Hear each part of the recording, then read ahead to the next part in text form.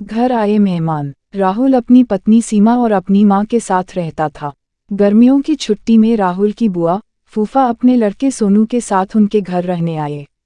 घर आते ही फूफा जी राहुल से बोले कि यहाँ तो बहुत गर्मी है, घर में कोई आग नहीं है क्या?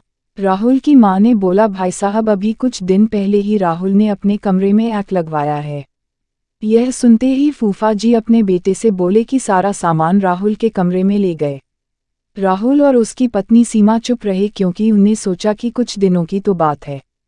इस तरह बुआ फूफा जी को राहुल के घर रहते 1 महीना हो गया। राहुल ने अपनी मां से पूछा कि बुआ जी कब जाने वाली है? हम कब तक ऐसे ही हॉल में सोकर अपना गुजारा करेंगे? राहुल की मां बोली, बेटा रिश्तेदारी का मामला है, हम कुछ कह भी तो नहीं सकते। राहुल की पत्नी सीमा बोली, वह सब तो ठीक है लेकिन उनका छोटा लड़का सोनू सारा दिन घर में उधम करता रहता है। कल तो उसने हमारा नया सोफा बुरी तरह फाड़ डाला।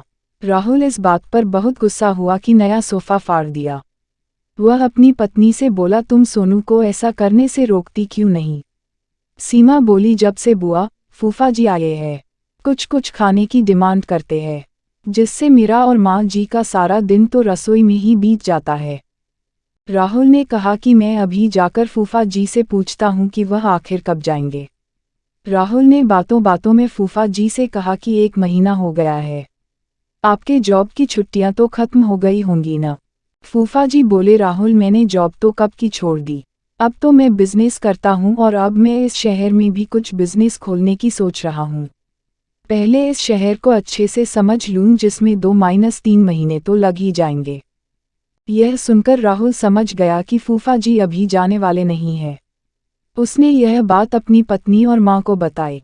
सीमा बोली, जब घी सीधी उंगली से नहीं निकलता तो उंगली टेढ़ी करनी पड़ती है, इनके साथ भी कुछ ऐसा ही करना होगा। आप यह काम अब मुझ पर छोड़ दीजिए।